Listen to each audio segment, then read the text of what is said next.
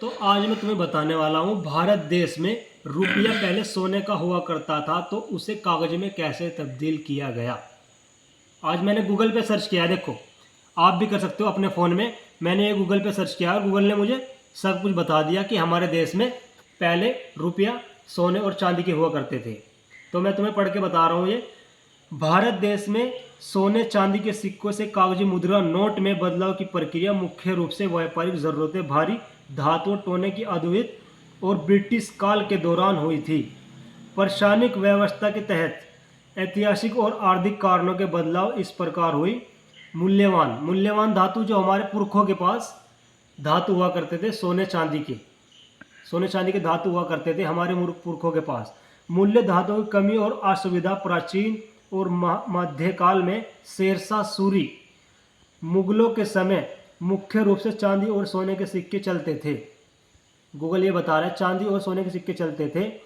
भारी मात्रा में धन को एक स्थान से दूसरे स्थान पर ले जाना बहुत कठिन, जोखिम भरा था। यानी कि हमारे पुरख जो थे वो पहले व्यापार करने के लिए जाते थे एक स्थान से दूसरे स्थान पे, तो उन्हें सोना ले जाने में दिक्कत होती थी बहुत। और हमारे देश में थे अंग्रेज, तो उन्हें सोना ले जाने में लूट छकारी का डर रहता था। तो इसलिए ये बैंकों ने फिर एक स्कीम निकाली, बैंक द्वारा रसीद का वादा। 18वीं और 19वीं सदी में भारत में एक यूरोपीय व्यापारी और शुरुआत बैंकों जैसे बैंक ऑफ हिंदुस्तान ने लिखित प्रोमिस नोटिस ये है कुछ पे, इस नोट पे लिखित प्रोमिस नोट है। देखो इधर देखो, केंद्रीय सरकार द्वारा प्रताभूत का मतलब है प्रोमिस।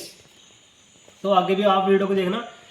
तो उन्होंने प्रोमिस किया, भुगतान वादा करने वाले पत्र जारी किए गए, ये वाले पत्र जारी किए गए। लोग अपना सोना चांदी बैंक में जमा करते थे और बैंक उन्हें उनकी कीमत कागजी परिणाम या रसीद देता था।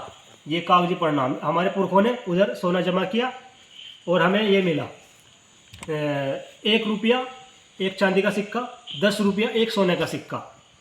तो हमारे पुरखों को ये मिला कि आप लोग इसे जब हमारे पास लेके आओगे तो मैं तुम्हें तुम्हारा सोना वापस दे दूंगा। देखो इस पे वचन है, इस पे वचन लिखा हुआ है, मैं धारक को 100 रुपये अदा करने का वचन देता हूँ। और इस पे गवर्नर के साइन भी है फिर नीचे, ठीक है। तो ये वो दिया था बैंकों ने कि जब तुम हमें वह वापस करोगे तो मैं तुम्हें तुम्हारा सोना वापस कर दूंगा। तो आगे फिर पढ़िए जो पेपर का इसका हुआ था, जब पेपर करेंसी एक्ट 1861 ब्रिटिश सरकार ने औपचारिक रूप से कागज नोटों की शुरुआत की, इनकी कागज नोटों की शुरुआत की। इस प्रकार कानून के तहत सरकार ने लोगों को विश्वास दिलाया कि इस कागजी नोट के बदले में तिजोरी में उतनी ही कीमत के सिक्के सोना या चांदी सुरक्षित रखे हैं। मतलब ये 100 का सिक्का है, इसके मुझे कितने 10 कॉइन मिलने चाहिए सोने के, 10 कॉइन। यानी कि मेरा 10 रुपये का एक कॉइन था सोने का और मुझे 10 कॉइन मिलने चाहिए। तो ये मुझे दे दिया और मेरे 10 कॉइन वहाँ जमा कर लिए, मेरे 10 कॉइन सोने के वहाँ जमा कर लिए। तो मुझे क्या दिया, नोट, कि जब तुम इसे मुझे वापस करोगे तो मैं तुम्हें तुम्हारे सोने के सिक्के वापस कर दूंगा।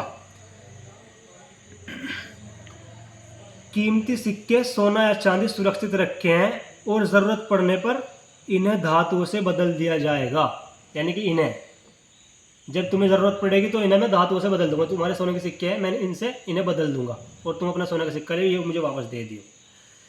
विश्वास और कानून के तहत कागजी नोटों का मूल्य इस बात पर निर्भर था कि सरकार या केंद्रीय बैंक में 1935 में स्थापित भारतीय रिजर्व बैंक RBI, जिसने नोट छाप रखा, भारतीय रिजर्व बैंक जिसका ये नोट है, ये डिजिट जिसका है भारतीय रिजर्व बैंक है वो, RBI उस प्रकार गारंटी देता था जनता के धीरे धीरे भारी सिक्कों की बजाय हल्के कागजी नोट लेन देन का आसान और सुरक्षित माना जाता था। तो अगर उस टाइम पे मुझे ये वापस करने में मुझे सोने के सिक्के मिलते थे, या मेरे पुरखों को मेरे सोने के सिक्के उनके सोने के सिक्के मिलते थे, तो क्या आज मैं अगर बैंक को, रिजर्व बैंक को, RBI को वापस देता हूँ तो क्या मुझे मेरे सोने के सिक्के वापस मिल जाएंगे? या फिर मेरे जो पुरख थे, आपके जो पुरख थे, अगर आप ये उसे वापस दोगे तो आपको क्या, आपके सोने के सिक्के वापस मिल जाएंगे? ये बताओ आप मुझे कमेंट सेक्शन में, अगर आपके सोने के सिक्के। ठीक है, सोना नहीं चाहिए। मैंने कोर्ट गूगल पे सर्च किया था, कोर्ट का सही बयान क्या था। कोर्ट में लिखा है कि आप बैंक में जाके सोना नहीं मांग सकते। तो ठीक है, मैं बैंक में, पर उसमें यह भी लिखा था कि अगर तुम बैंक में जाके सोना नहीं मांग सकते तो अगर तुम्हारे सोने की कीमत कितनी है आज के तहत में, आज 1 तोला सोना 1.5 लाख रुपए का है। आज 1 तोला सोना 1.5 लाख रुपए का है। तो मैं सोना मांगता ही नहीं, मुझे सोना चाहिए नहीं, पर मेरी जितनी रकम बनती है वो तो मुझे मिलनी चाहिए ना। सही है, पर मेरी मेहनत असली है, पर ये नोट नकली है। जो मेरा असली है वो बैंक में ही रखा है और मुझे थमा दिया क्या, ये कागज का टुकड़ा। आप लोग गूगल सर्च करो और सही से देखो कि क्या हुआ था क्या नहीं, और फिर मुझे कमेंट सेक्शन में आप लोग बताओ। और मैंने जो भारत सरकार का नोट पहले था उसके भी संडे को मैं वहाँ जाऊँगा और मैं वो भी लेके आऊँगा। उस पर क्या लिखा हुआ था वो मैं आप लोगों को वो भी बताऊँगा। उस पर क्या लिखा हुआ था, उस पर कोई वचन नहीं था, मैंने वो नोट भी देख लिया, पर इस पर वचन है कि मैं धारक को 100 रुपये अदा करने का वचन देता हूँ। उस पर ये लिखा हुआ था। तो अब आप लोग खुद ही बताओ सोच के कि जो हमारे पुरखों का था वो हमें मिलना चाहिए कि नहीं मिलना चाहिए। जो हमारे पुरखों का था और इन्होंने इस नोट में वचन भी दिया है, हर नोट में 500 का, 1000 का, 2000 का, 50 का, 20 का, 200 का, सब पे लिखा है, वचन लिखा है सब पे। तो क्या हमें वो वापस मिल सकता है?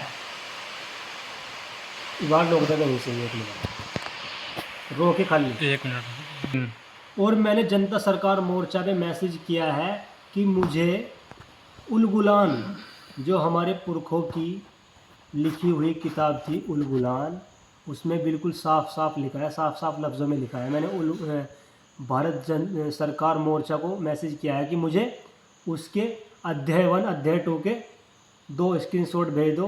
किताब मैंने ढूंढ लिया, वो अभी तक मुझे किताब कहीं नहीं मिली है और वो किताब बहुत कम है अभी तक।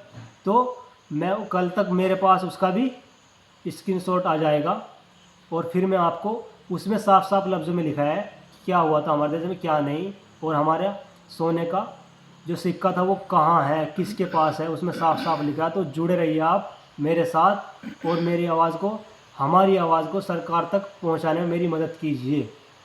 बस बस।